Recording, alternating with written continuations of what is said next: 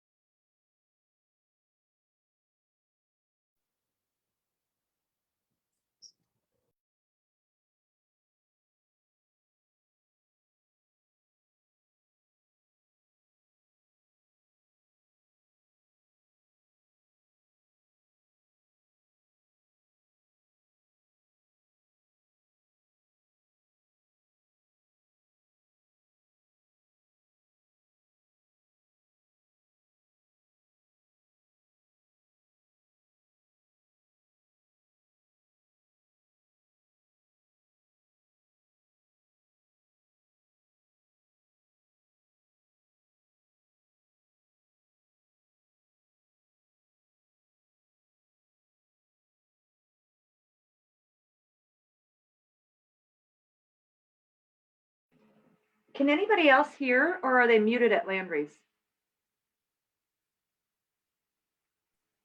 Yeah, we can't hear them.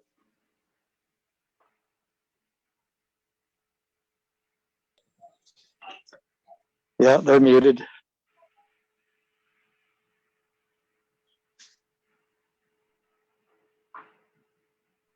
And they're trying to talk to us, it looks like. Oh, there they go. I'm talking. Can anybody on Zoom hear us? Now we can. Lisa, can you hear us? We can hear you. I can hear you. All right. Yeah, I can hear you. We're in business then. And Susan, I believe, is going to give the invocation this morning, this afternoon, I guess, actually afternoon.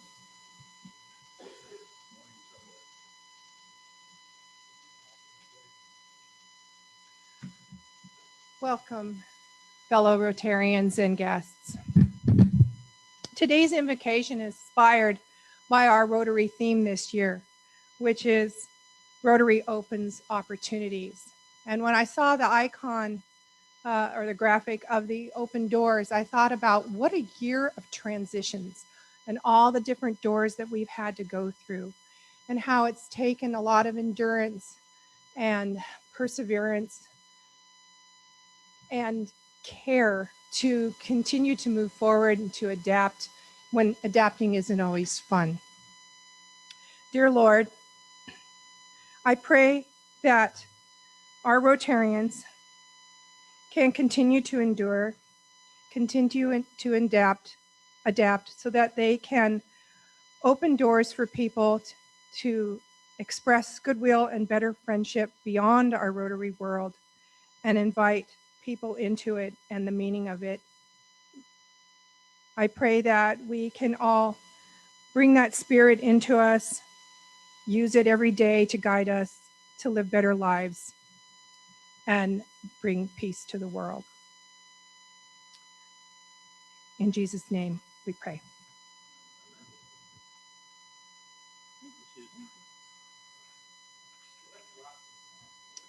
So, Kirk, how about maybe for a change of pace, how about a patriotic song from, I don't know, is there anybody tired of Martina McBride or Pat Benatar? If you're tired of them, just raise your hand. Otherwise, that's, well, too bad then. May not matter if we can't get it up here on the screen.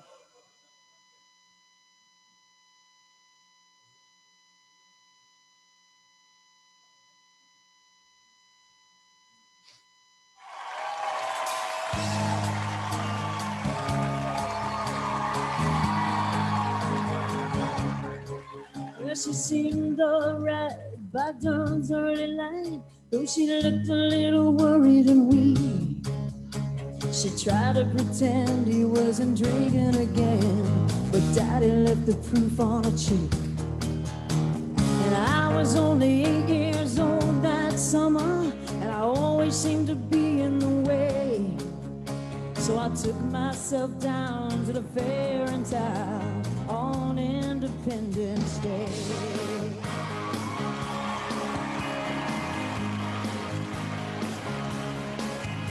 Well,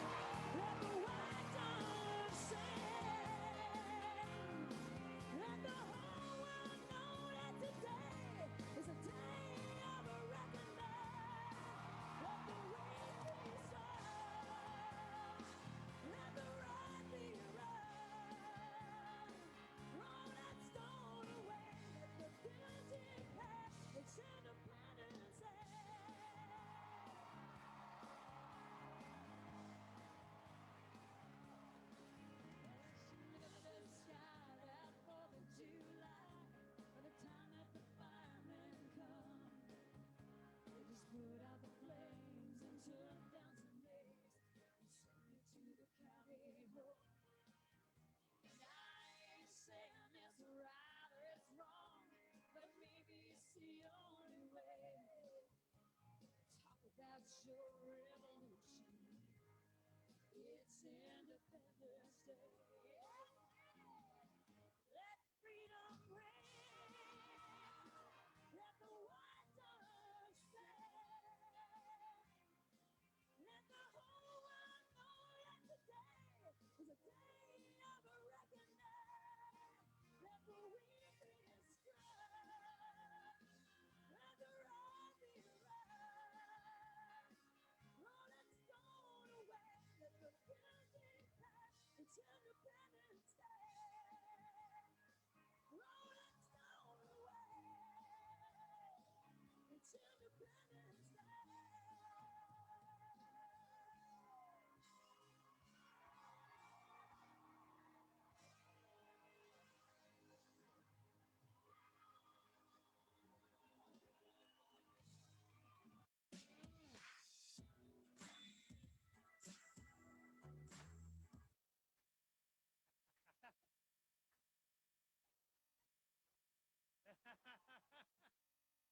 Well, thank you for that. And anybody who missed the news this week, the National Finals Rodeo is coming back to Las Vegas, where it belongs. Now, if you join, excuse me, join me in the Pledge of Allegiance.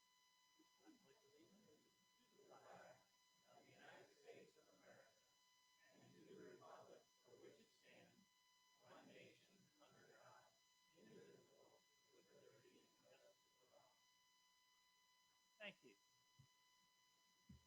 Thank you all. Please be seated. And thank you to the members of the club who volunteered to help this week, to Jared and Jamie and Nancy for the setup and greeting.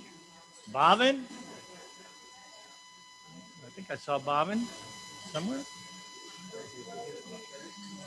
For acting as Sergeant at Arms. Tina for helping with the raffle tickets again. Oh, Maria. I'm sorry, Marie. To Sarah and Susan for helping with the teardown. To Lisa, oh, there you are, for acting as our scribe today. And Susan, I'm sorry, Jim Tucker, our paparazzi. Thank you all. And at this time, do we have any visiting guests or visiting Rotarians? I think I saw 2 visiting Rotarians. Maybe you could bring the microphone over to Tarby and.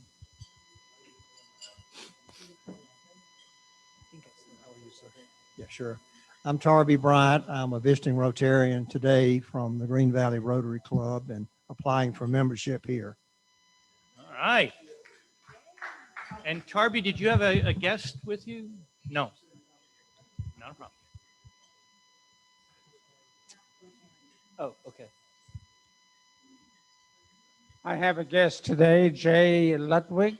He is a visiting Rotarian looking to move to our club.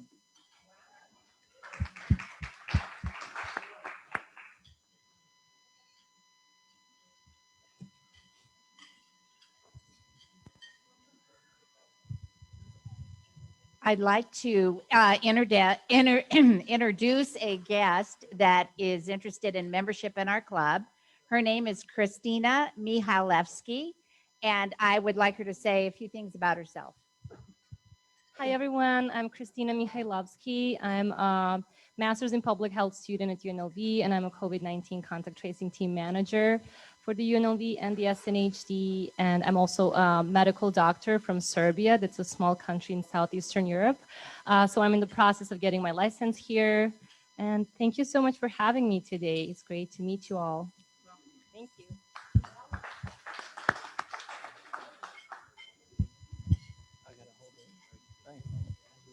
Good afternoon. I'd like to introduce today my coworker, Rafi. He's here as a Rotarian guest with US Bank, and he's just checking this whole thing out for the very first time. So welcome, Rafi.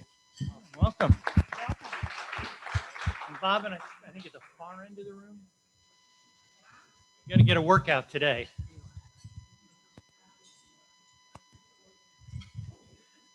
Mr. President, I'd like to introduce my granddaughter, Sarah Gillette. She's a sophomore at University of Utah and is studying film. Welcome.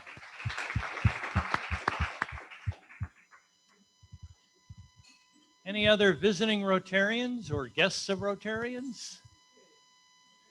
In that case, let's have a big round of applause for all of the visiting Rotarians, guests of Rotarians, and especially the visiting Rotarians who are planning to transfer to our club. And since this is the first meeting of the month, I guess we have a birthday table. We do. All right, Bob, and if you would please take the microphone over to the birthday table so people can introduce themselves. I'm here. I think Janice has now got a mouthful, so go ahead and stick the microphone in front of her. Here, let's face this way. Okay. I'm Janice Lenke, and I'm celebrating 10 years with Rotary.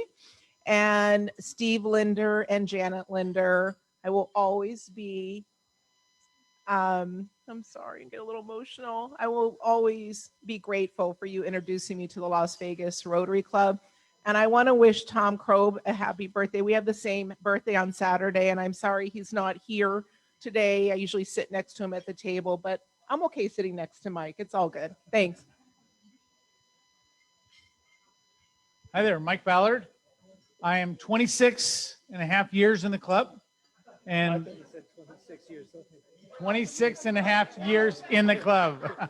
I'm not 26 years old, no. Tom Thomas brought me in. I'm a native of Las Vegas. I was born at Nellis Air Force Base and excited to be here. Not you. Hi, everybody. Nikki Bates. I graduate tonight from the 25 Club. So thank you. It's wonderful to be a member of this club. February was actually 2 years, but again, graduating from the 25 Club tonight. It was Steve and Janet who also sponsored me.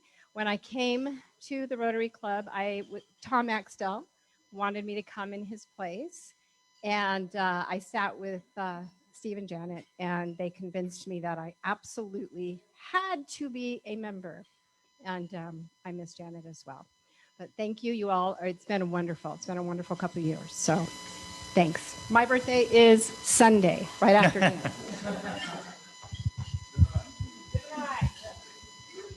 Hi, past President Jackie Thornhill here. Welcome me back. It's been several months. I've been out of town or doing some things. I don't like to bend over. Thank you. I'm not that old. Sorry.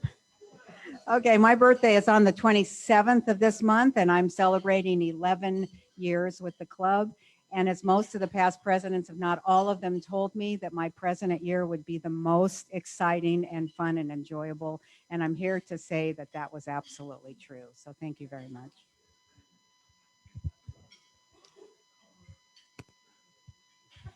Stand this way. Stand this way. Okay. Don't I need to face the principal? Because I think I'm guilty as charged. It's not my birthday, but I'm celebrating with these wonderful Rotarians and past President Jackie. Yes, and that too. And you too, Janice. I haven't seen you in forever, so we can all catch up. So I'm guilty, whatever. We'll take all of that into consideration when we figure out what the fine should be.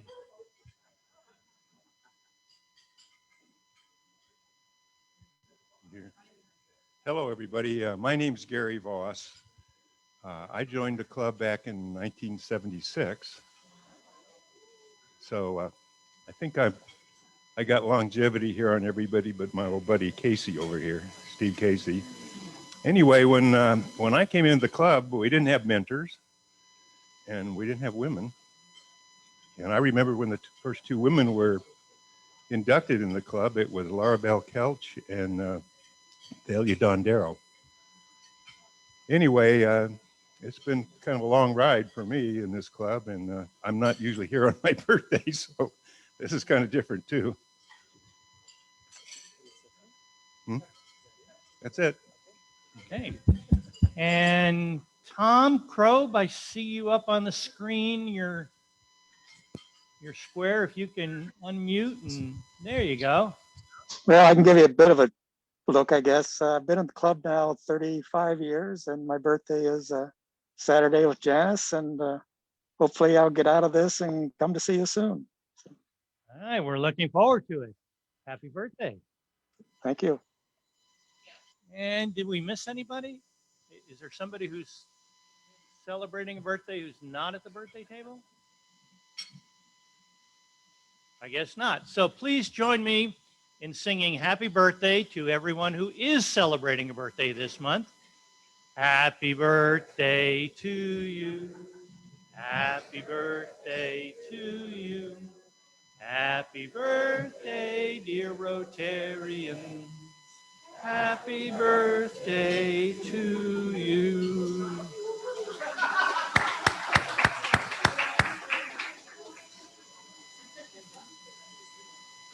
And President-elect Mike Ballard, did you have an announcement about matching grant opportunities? Okay. Thank you for those of you that have already submitted your Rotary Pledge donations or donation pledge form. We have more that Sean has. She's holding them up. And we wanted also, for those of you that weren't here last week, Tom Thomas, former president, longtime member, and my sponsor in the club, he's agreed to match $100,000 of whatever we do this year. So for every dollar you agree to commit, he will match. And we don't want you to just do what you've always done. Do a little more, because it's going to be matched and it's going to have a greater impact in our community. So we'd appreciate your help, and you don't have to phone like that. So, but we appreciate you. Please help us. We do a lot of great work with all these groups around town, and it has more value now that Tom has agreed to match up to $100,000. Thank you. Thank you. And Bob, and if you could take the microphone to past President Jackie Thornhill right here at the same table. I understand past President Jackie Thornhill has an announcement about a pool party. Okay. Up, thank you. Hi, everyone. Guess what? It's almost the end of this amazing Rotary year, and we're going to celebrate past President Richard, soon to be past President Richard. He's still got a couple of weeks left. Yes, there will be aquatic events involved. It's going to be on June 24th at 6 p.m. at Bob Werner's home. We've got an amazing program and skit and everything available, ready for you. And so please RSVP to Sean if you haven't. And also there is a committee meeting directly after this meeting at 1:30 in the Vintage Room. Thank you, President Richard. Thank you. And Bob, and just stay there. We're just going to move right over to the interloper at the birthday table, who I believe has an announcement about tonight's 25 Club. Yes, I do. The last 25 Club meeting under Richard's year will be tonight at Spanish Trail Country Club. I need your RSVPs if you haven't done so, because I got to clear you all at the gate. Thank you. Thank you. And let's see, moving to that table, I believe Eric Astromecki, did you have an announcement? Yeah, going up there. You want to go to? Yep.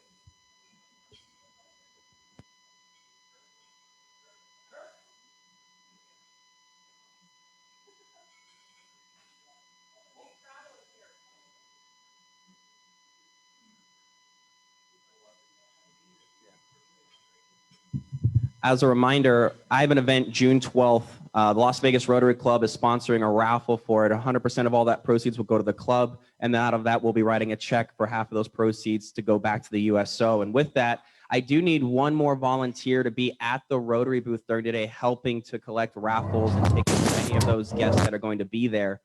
And so I don't know if there's anyone that's available and knows for a fact they'll be available June 12th. I know Kirk has made the commitment. Janice will be there, but I need one more Rotary volunteer to help secure raffles at that day. Look, we got this guy right back here. Awesome. Right behind you, Jim, the gentleman you just sponsored in the club. And Bill, I'd be more than happy to take you up on that too, because, you know, plenty of rotation, making sure there's plenty of people there. If there's anyone that would like to donate a last minute raffle, I'd love to take it. We can take care of it.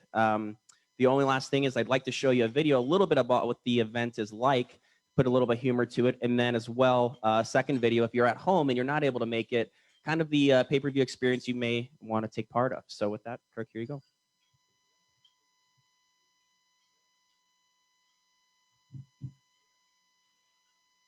Spread the Word Nevada started as a simple dream to bring books.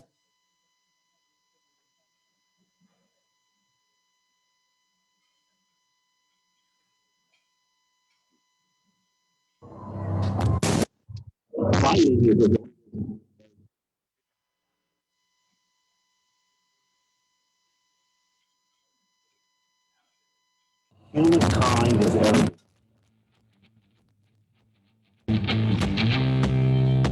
Don't care what color you are, what country you come from, or what language you speak, we're all human beings and fighting for one man, and we get it, and we like it. And the revitalization of martial arts in America is starting to happen.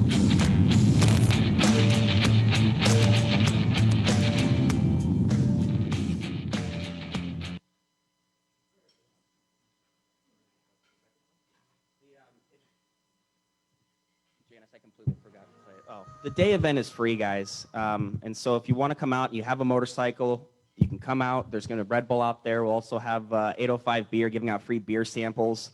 So you can come out, have a great time. It's a community event. And if you happen to stay for the pay-per-view or you want to watch it, here's the second video.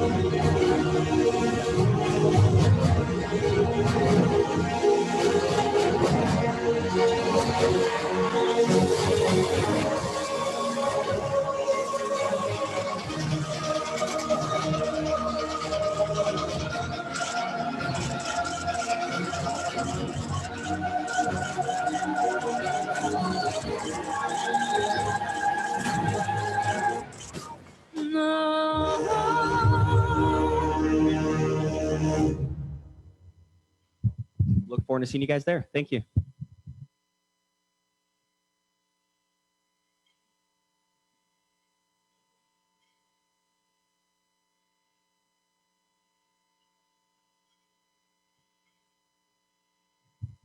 And keeping with the theme of grown men abusing each other, John Williams, I understand you have some hockey news for us from the Wheelchair Foundation.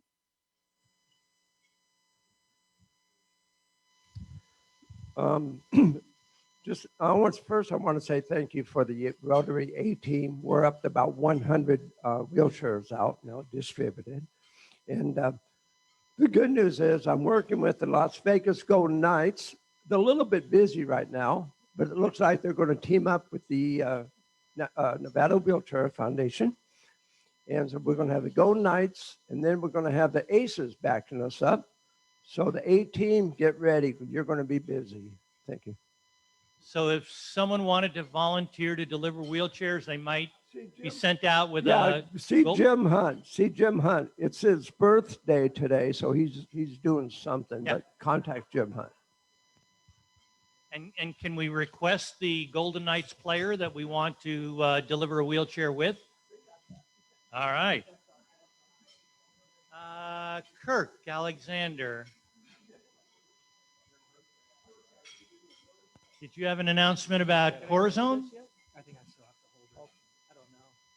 You sure? It doesn't bother me. Okay, so then we'll do this. I wanted to give you all an update on a little bit of what the District 5300 Super Build is going to do. There's some potential there that we will be able to build next spring. But there has been a lot going on with the folks from Corazon that we do the build with. So I wanted to just kind of give you an update. They've been conducting surveys in the 6 communities that they build in, and it was all based around what happened, what was the impact of COVID-19, and how it changed their perspective and their lives and how they survived through that.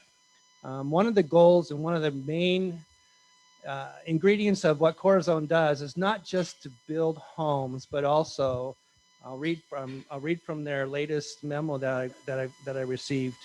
In conducting their surveys, their hope is that they'll get to know.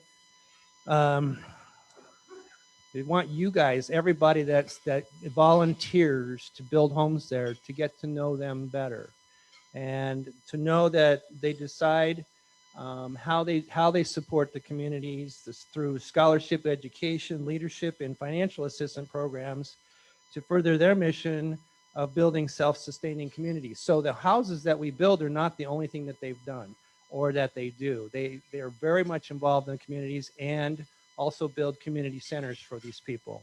But it's still a hope that we'll be able to build in the spring. They haven't confirmed that yet. They're expecting to start to build in the local community with local help in July of this year. So I'll keep you posted on what's going on. Thanks.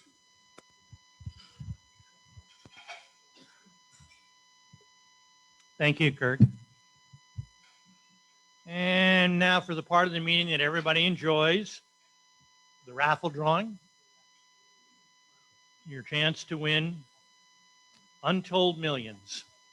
And so for a chance to pull a joker, it is ticket 8267627.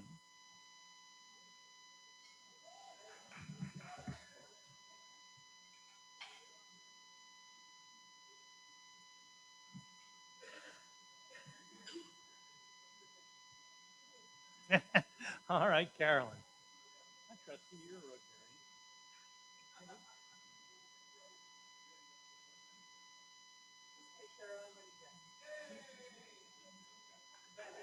What you do? Yep, you get consolation prize. I'm going to rip this one up. And for a chance to win Lowry bucks, 826-7608.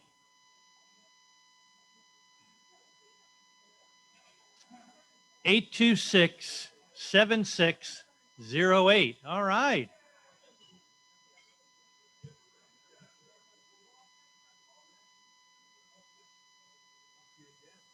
That's right.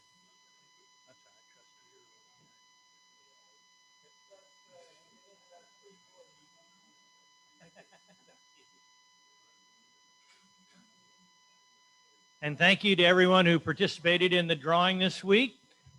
With that, please enjoy a little time for fellowship.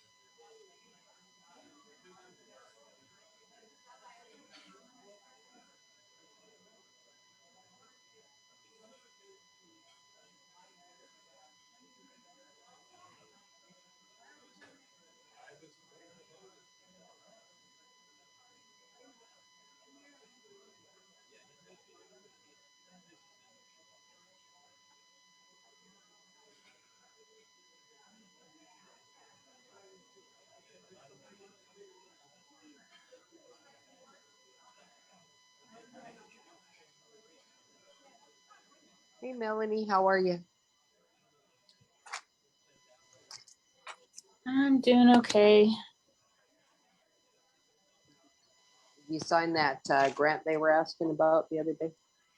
I can't, maybe I'll try now, but I tried several times to get into my Rotary and it kept saying that it was having all these errors and all this stuff. And I was like, I don't know. But I always thought that it transferred over to the new international director. Nope. It's, if your name is on the grant, your name will stay on there until the grant's closed. Okay. Yeah. So I thought I was able to approve some that came up in my year, but Yeah, let me try to see if I can. And was that Rampour's project? Yeah, I think so. Well, that's good that they're closing the paperwork because they're usually really tough trying to get them to do the actual. I don't, well, I haven't been able to look at it yet, but I don't know if it's a closing or if it's just the annual report.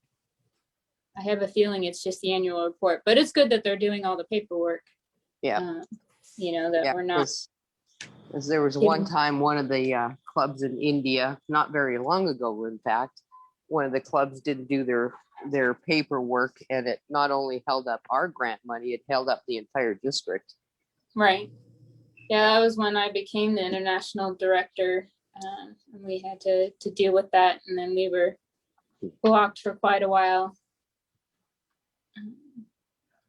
Yeah, my firewall is not letting me in at work, so I'll have to try again on my phone or try at home. But yeah, it wasn't letting me into my Rotary, so. Yeah, it might just be a firewall thing, huh? At work, yeah, but I don't know what the issue is with the errors at home, why it wasn't letting me in. Well, RI has been really slow at responding to my requests too, because I think they're still working out of their homes.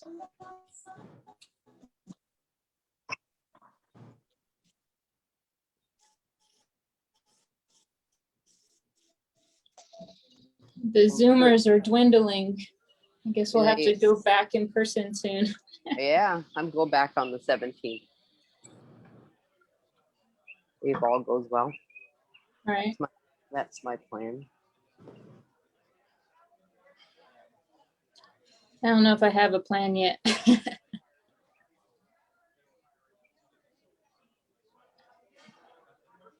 How's the girls doing? Oh, okay. Are they doing anything over the summer for school?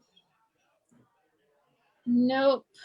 They are really into their summer vacation, and even when I try to like, hey, you should do this, you should do that, or then they're like, no, I'm on vacation. And I'm like, it must be nice to have a 3-month vacation.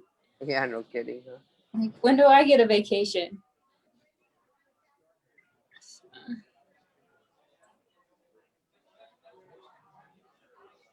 You guys going to the beach this year? Yeah, probably. I'm trying to figure out my work calendar, but Brian rented out a beach house July 17th through the 24th, I think it was. Yeah, must be that week. Well, that'll be fun. So if you can come. hopefully we'll get down there. I don't know if we'll stay with Brian. We might get our own hotel room. My kids can be a lot, so don't need to. Yeah, they're built-in babysitters. Sort sometimes, but sometimes they're not cooperative and not social, considerate. Because they're teenagers. Right. Yeah, and even Tegan, who's 10 going on 11, she's starting to get into that. She's a tweener, but she still kind of has some of that. A little bit of attitude going on, huh? Yep, I'm ready for it to be done.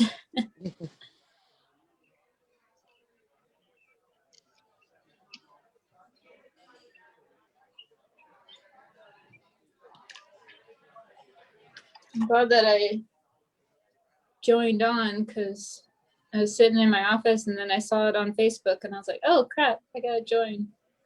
Like I keep forgetting that it's Thursdays.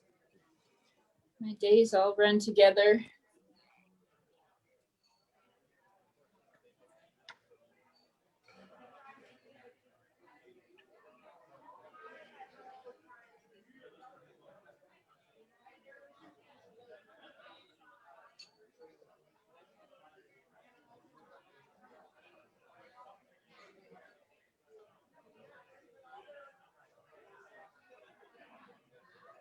Tom, what's Jim Hunt doing today besides having a birthday?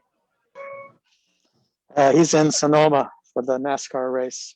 Oh, nice, nice. Nice way to spend your birthday. Yeah, not bad. Yeah. All expense paid vacation to Sonoma. Yeah, for sure. Did Leslie go with him? Yeah. Yeah. Yeah, they left this morning, I think.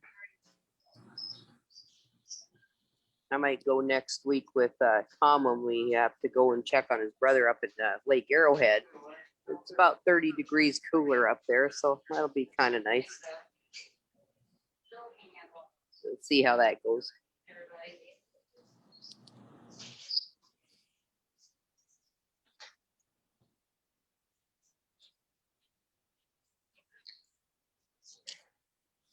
Who's staying with him now?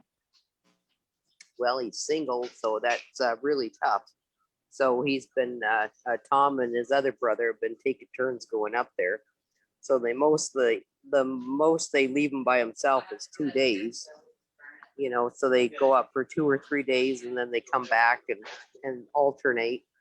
And then the middle of the month, his daughter is supposed to go up there for a few weeks because his daughter lives in Oregon, but she's in the middle of selling a house and moving jobs and moving houses. So she's kind of got her hands full too. But she's a nurse, so she might be able to help him more than what Tom and Tim has been able to help him. Yeah, that makes sense. He's also got 2 little ones under 4, so that'll be a challenge. I just tried to log into my Rotary again and it just says unable to sign in. So I don't know what's going on with my Rotary and I don't know how to. Well, I know their website a couple months ago, they had problems with it and I had to email them. So if you get the same thing at home, just send them an email. Okay. You probably have an old email with one of the contact names on it. Or the email that Richard has probably has the contact person, probably Cecilia, I think is her name. Okay. They divide it up by region, so it might be somebody else. But yeah, sometimes their website goes down. So, but I know the district wants that signed by the end of the month. So Okay. I thought I read on Richard's report, I could be wrong, but I thought I read that it was the final report. So that would be a bonus to get it done and not have to worry about it anymore. Right. I'm the grant that I got with the Ukraine that's pending. Right. I'm getting a little bit worried about that one because the lady submitted it and there's some communication issues with the language barrier. So I'll email her and sometimes it goes to my spam. So I've been keeping an eye on it, but back in March, I didn't hear from her for about a month. And so I thought, well, maybe I missed it in my spam. So I just kept emailing her. Well, she got COVID and she got really sick. And that was April 10th.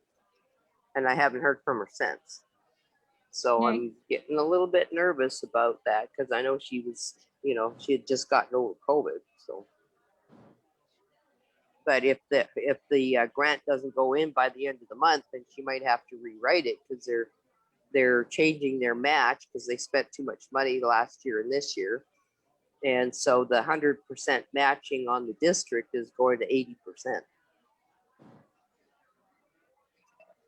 Yikes. Which I never thought I'd see. And then they cut out last year they cut out the club 50%. They cut that out. And then this year from July 1st, it's going down to 80% match on the district side. So hopefully we get our approval before the end of the month. Right. But that one has also got another grant, the Hearts of Europe grant attached to it. So you got to get 2 different approvals. So If the lady's sick, then that might not go through by July 1st.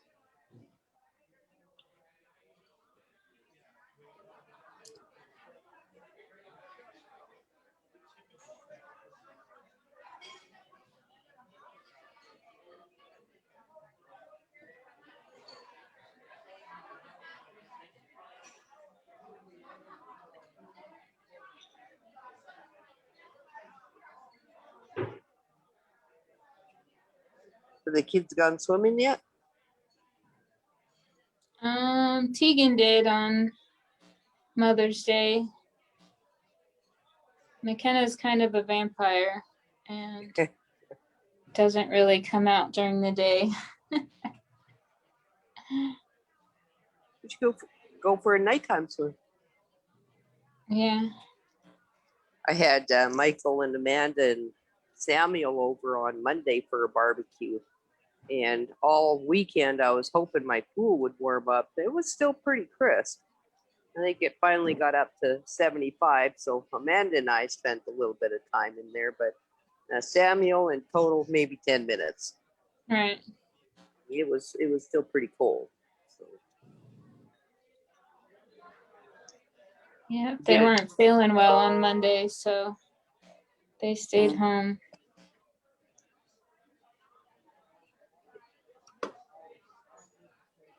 And how did Tegan do with school? She passed. Did they just give them pass-fail? Or did they give them actual grades? Yeah, she had grades. She had like A's and B's and like 2 or 3 C's. So.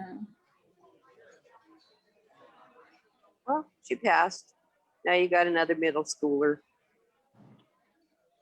Yay.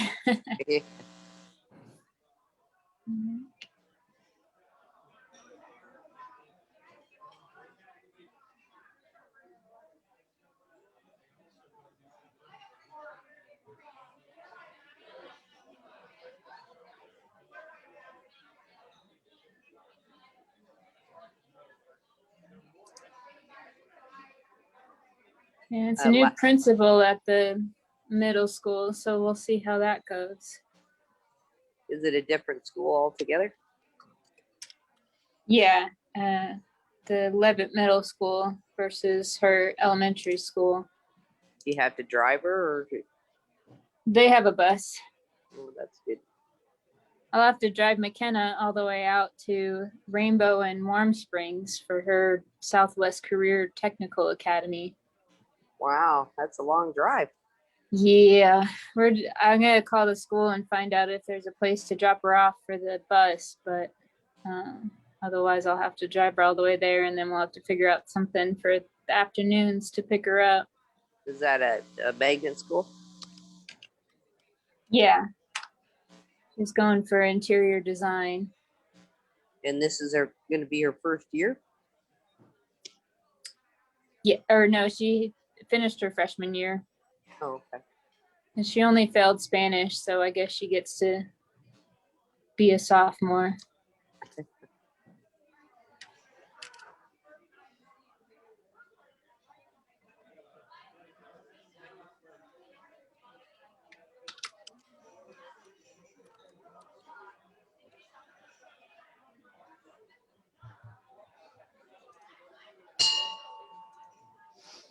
You know.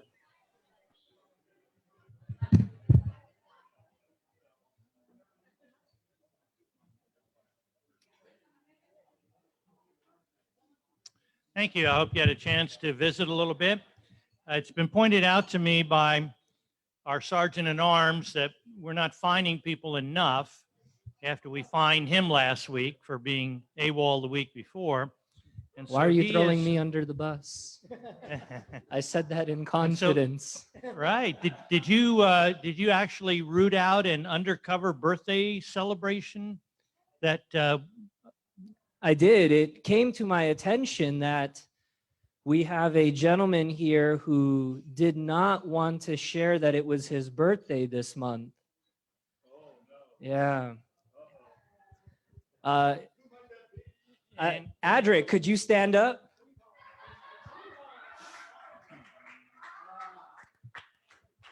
And how long have you been a member of this club? About a year and a half. Well, and which birthday is it? June 20th. June 20th. So Gemini. a fine of $20,000 would be appropriate for failing to disclose that? We'll put it on the corporate card. Yeah. Okay. Well, thank you for your contribution to our foundation. And with that, Past President Kathy, would you like to introduce our guest speaker today?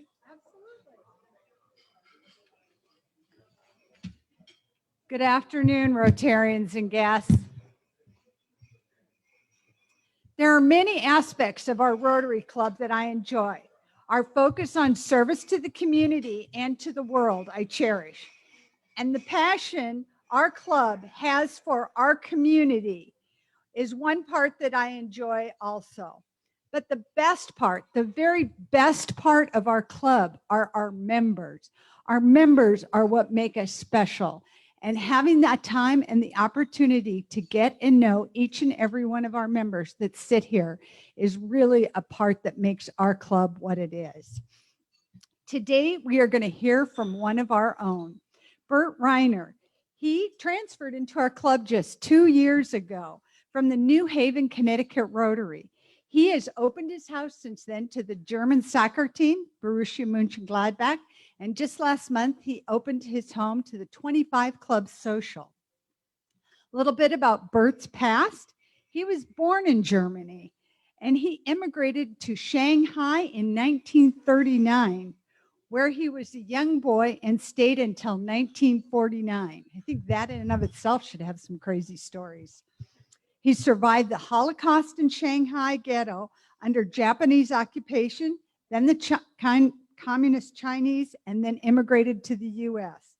He has 30 years of experience in developing toys and juvenile products. Bert is a graduate engineer. He has worked for several toy companies, including AC Gilbert, Ideal Toy, and Coleco Industries, where he was senior vice president. It was there that Bert was responsible for developing and manufacturing Cabbage Patch Kids. Members, I'd like to present to you Bert. Welcome.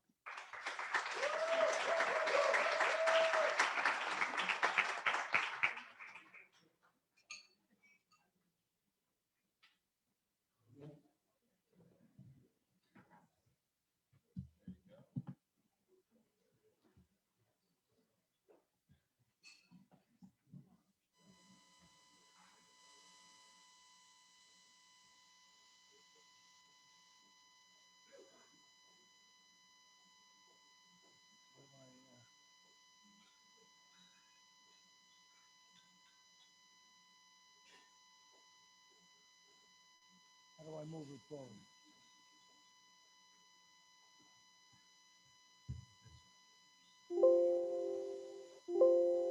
This is a video.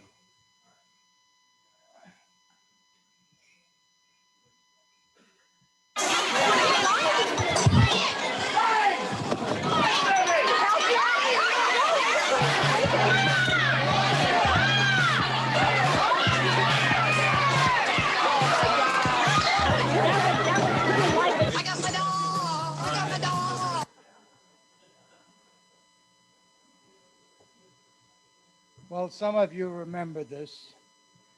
I had been at Coleco for 19 years, and my biggest contribution was the Cabbage Patch Kids, and basically on how to manufacture them. Keep in mind, here was a product, a toy, where everyone is different. Typically, a toy or most products manufactured, you want to have them all the same. And when I first heard about the Cabbage Patch was in 1982,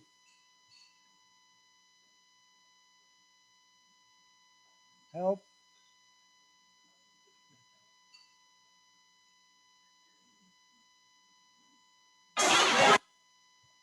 Okay. I didn't create Cabbage Patch. It was invented, conceived by a sculptor, 29 years old, in Cleveland, Georgia. He was making a $125 doll, which he started in 1978. And he called it the Cabbage Patch Kids.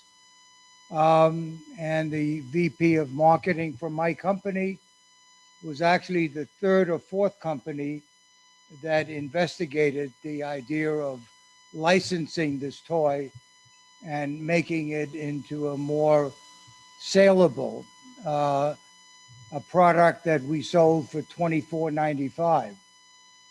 So my challenge was to take a doll that was $125, it was 25 inches high, down to a 16-inch doll. This is a doll, one of the first edition dolls, which I'd like to auction off later.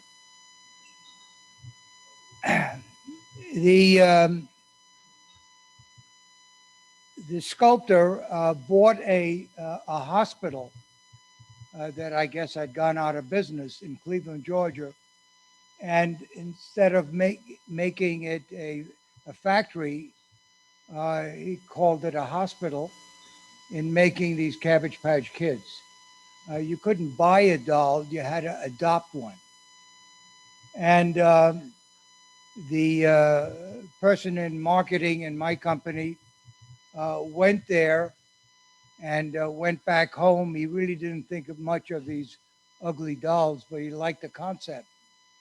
And he had two of them sitting on the plane going home back in Connecticut. And everybody boarding the plane was so excited looking at these two dolls, they thought, well, maybe we have something. The following toy fair, we introduced these dolls. What's happening here? Am I?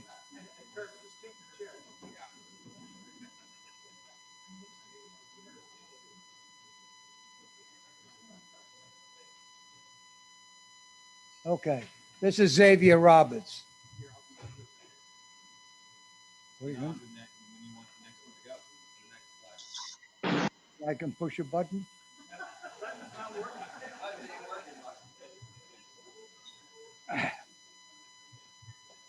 All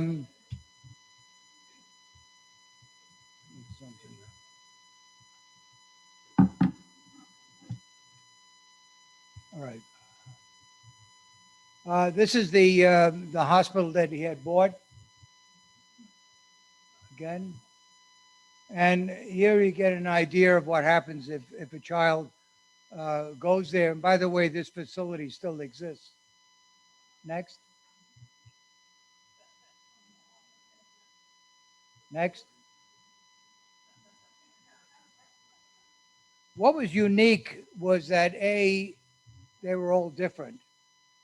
The second was that you would adopt them and you would get an adoption certificate. And we generated computer generated these names, and we had millions of names, and names were all different. Next. Here you see the signature. On the right, you'll see the date. Now, every year we had a different date put in and also a different color of the signature. So that's how you would distinguish the various dolls. In the first year, it was in black and there was no year. We didn't come up with it until later. So this doll is one of the originals and has no date on it. And this was from 1982, 40 years ago. Next.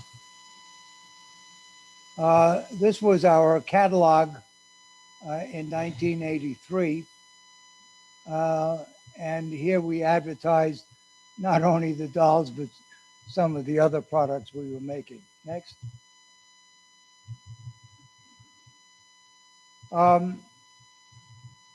They were first presented in 1982 at the New York Toy Fair. And I arrived the second day of the show, and the doll was a huge hit. And I was met with the director of marketing in the elevator, and he whispered to me and he says, "You better get to Hong Kong tomorrow and buy 1 million of these dolls." And I thought, typical to what most market people, they exaggerate. And as soon as I walked in, the CEO of the company said, "You have to fly to Hong Kong tomorrow. We want to place an order for $900,000. We actually sold $3.3 million that first year. Next.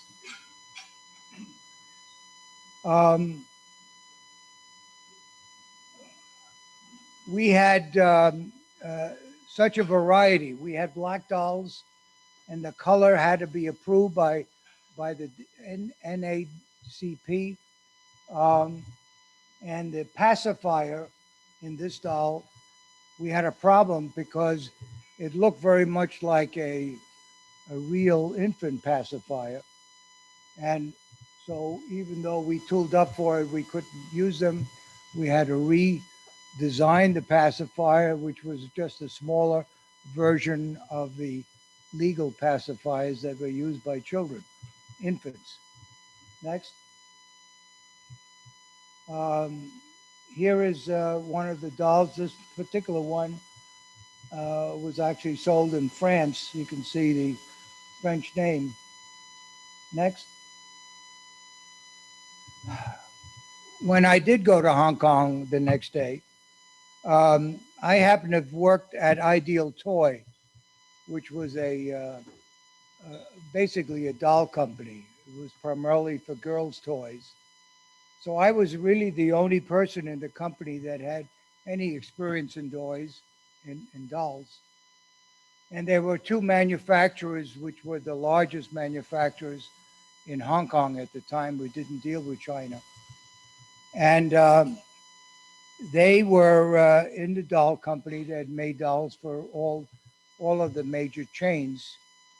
And when I went to see them, they laughed at me. How could we possibly make dolls, everyone being different? And went back to my hotel that night, and I thought, what am I going to do?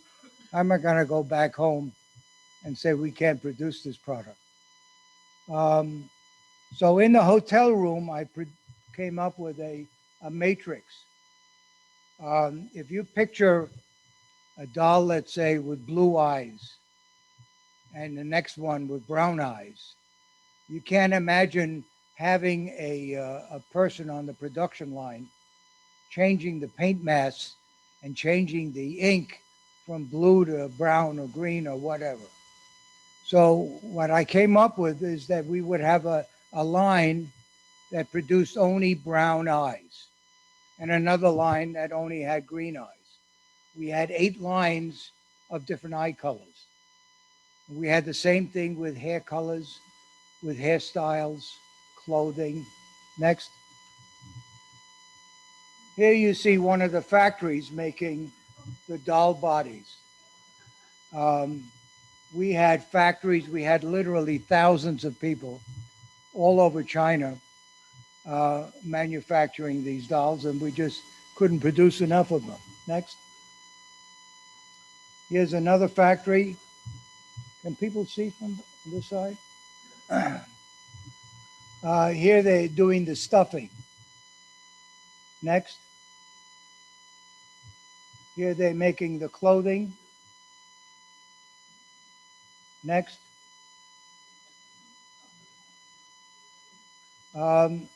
These workers, by the way, mostly women, actually young girls.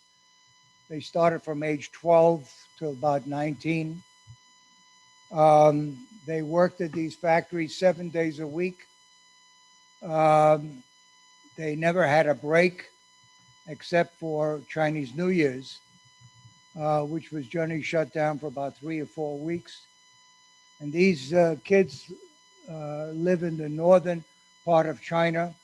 It could take a week literally for them to get home, which is why the holidays would take as long as they did. Next. This came out after Toy Fair. This was in the cover of Newsweek magazine. I have one of these in my office. Next. We had very stringent quality control. One of the problems we ran into is that in order to root the hair, we used a sewing needle, which was quite thick and strong because you had to root the hair into the vinyl head. And occasionally these needles might break. So you can imagine buying a doll, having a needle in the head. And how did we come up with that? Well, I went to a show in California using the food industry. And they had a company selling metal detectors for the food industry. Imagine buying a can of sardines and finding a fish hook in there. And these would go through metal detectors. They were actually manufactured in England. And I bought a whole bunch of those. We ended up buying so many that they literally opened up a sales office in Hong Kong. Next. We also came up with accessories. Here's a stroller. That's not for a real child. This was for a Cabbage Patch. Next. Here is a playpen. Next. Musical swing. Next. Here is a telephone. This is a real telephone. Next. This was such a big hit that we had a lot of fakes. Here is a picture from somewhere in one of the ports in California, Long Beach, where they were looking for fakes, any companies that was not one of the companies that we had approved. I had to go to customs and tell them what to look for to be able to differentiate the fakes from the real ones. And they would confiscate those that were not legal. Next.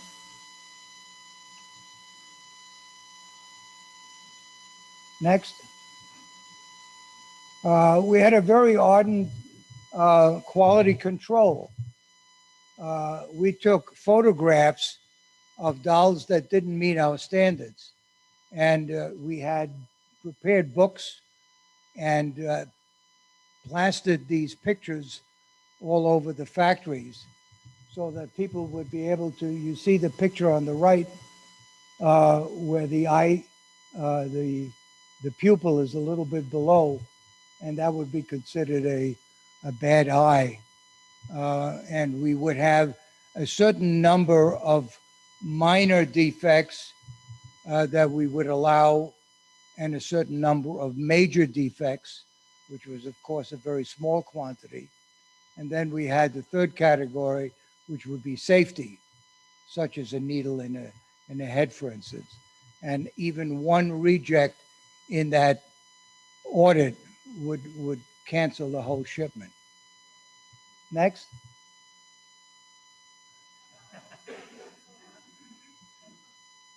Does everybody know who that is?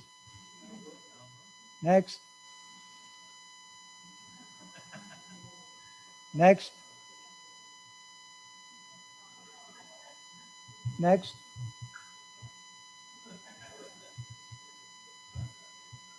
She almost became vice president. Next. Anybody? Next. A year after we came out with Cabbage Patch, we were approached by Mattel And they came up with an idea, and they wanted a sub-license from us. And this was a doll that would eat food. We had certain food pieces that, like these potato chips, French fries, and it would actually eat. And they came out with it. We had a huge problem, or they had. Dolls, kids would hold these dolls close to them and would start eating the kid's hair. So they had a recall. Again, I have one of these at home, and they're really hard to come by because of the fact that they were eliminated from sales. Next. This was actually on one of the astronauts. They took a doll out there into space. Next. Here was a stamp that we had. This was a while ago. Next. About this time, my daughter got married, and I arranged to have a pair of dolls made into a bride and groom. I went to visit my kids last month in Connecticut, and I took a picture of the bride and groom. They were sitting on the bride and groom's head table. The interesting story was that I had a Cabbage Patch doll at each table, and below one person's seat, they would have a tag that would indicate who won that doll. A close friend of mine brought his girlfriend, and she happened to win that Cabbage Patch doll sitting at her table. Problem was she had two daughters. What was she going to do with one Cabbage Patch kid? So at the end of the evening, on the way out, she swiped one of the dolls on the kids' tables, and all the kids started screaming and hollering. Needless to say, my friend broke up with her.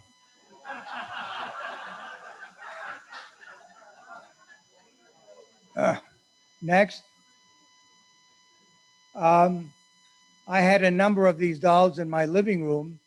I had 8 dolls sitting on the top of my couch, and one day I came down the stairs and 4 dolls was missing. And this is the article. I reported it to the police. Next. Here is a picture of the craze. Next. Here is a guy that who lived in Massachusetts, flew to London, and ended up buying a doll that he paid $700 for. What people wouldn't do for their kids. Next.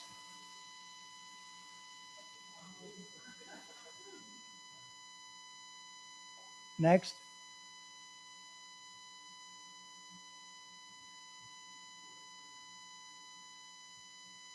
Next.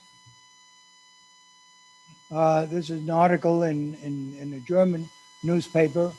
These dolls were sold all over the world. Eventually, we opened up a factory in Spain that manufactured dolls primarily for the European market. We had another plant we opened in Taiwan, in Japan, and we had 5 factories in China. Next.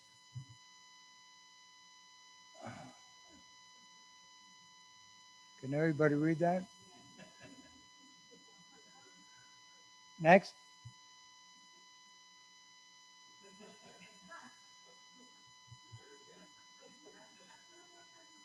Next.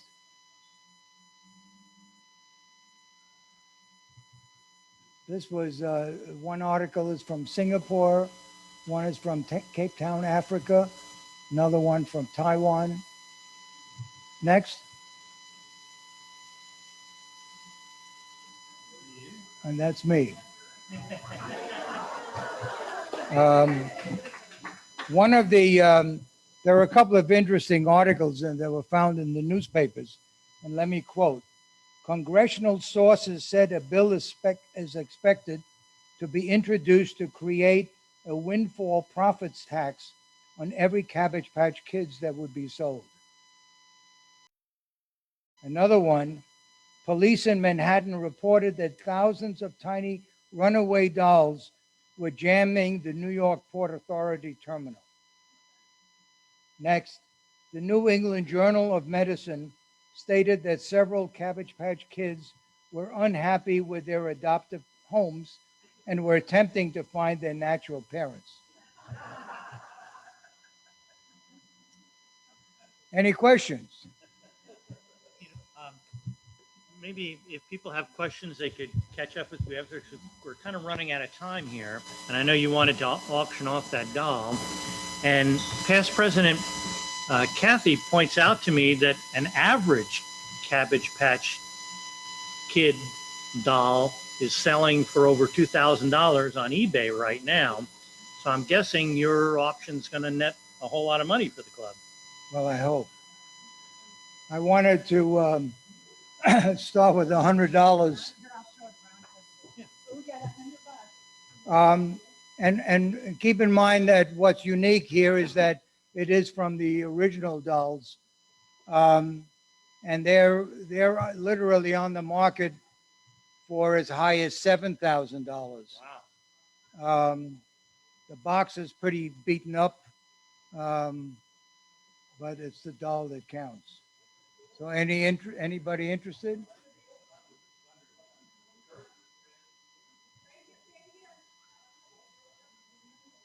Okay. How about 125?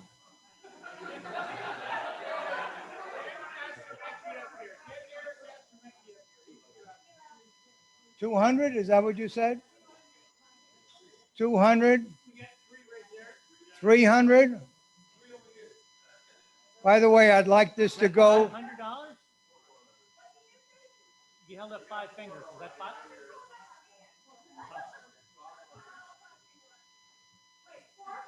400.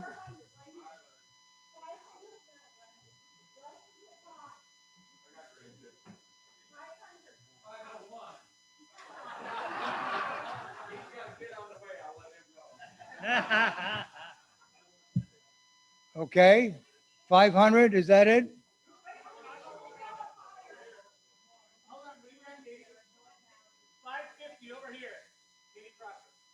I don't believe it. By the way, the money's not going to me, it's going to the 25 Club for canned food.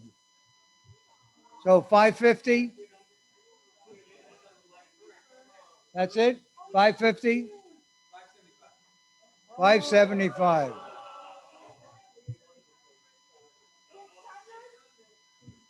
$600? And if anybody on Zoom wants to bid, please unmute yourself and feel free. 575? 600. Okay.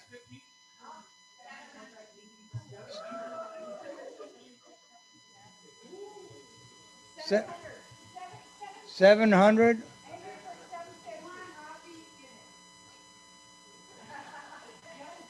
All right, going once. 700. Sold.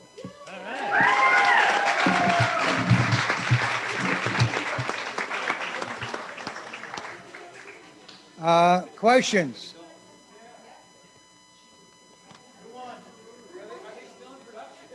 Yes, yes.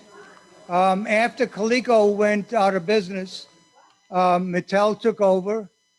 They had it for a few years, and then Hasbro took it. Then a company called Four Toys, the number 4, and now it's a company I have never heard of, but they're still being produced today. But they're not worth anything. You can probably buy them for $20.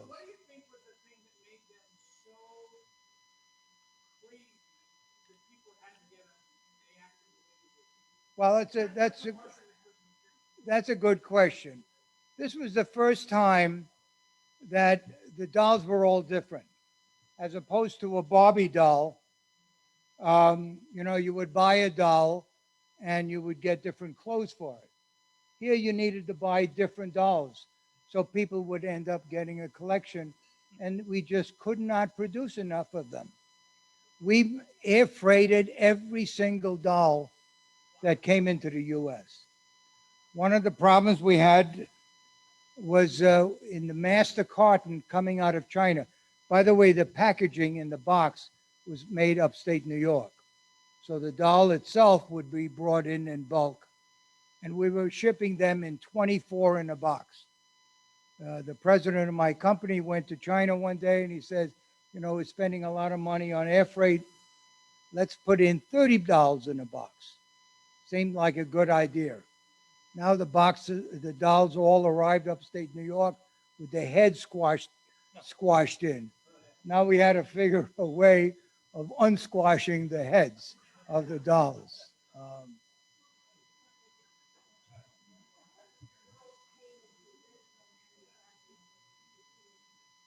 The girls working in the factories, they were doing typically about $2 a day. They lived in dormitories.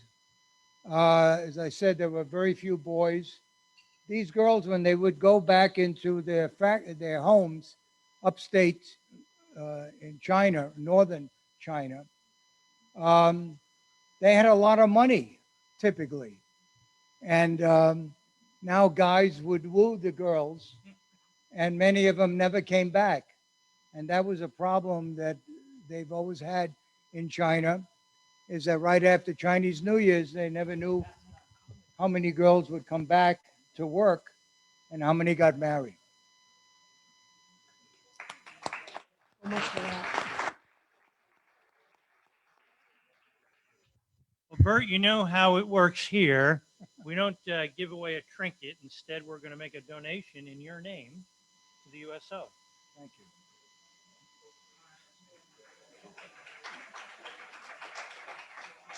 Thank you. Thank you.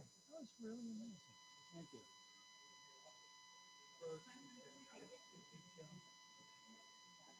Yeah, well, he can. I don't deliver. Yeah, it's okay.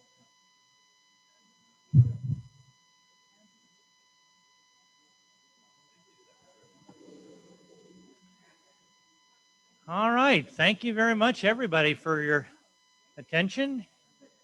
And go out and have a wonderful day. See you next week. Meeting adjourned.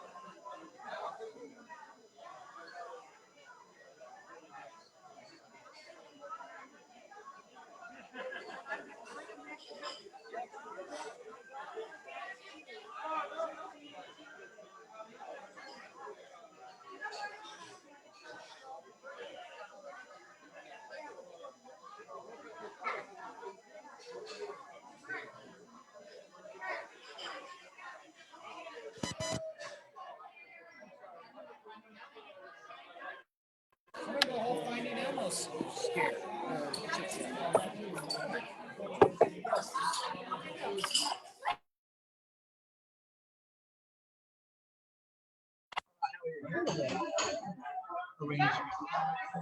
It's all one thing. And so you just took the PowerPoint and duplicate the screen, and you realize how not. Okay, do we need to do that all the time? I mean, it works, right? Especially if the laptop is like this. Yes. So we'll have to figure that out. Yeah, it's going to be a host. A host with the most. Wow. Okay. Next to impossible. But it can be done. Pika. It can be done. Pika. Yeah. No kidding, right?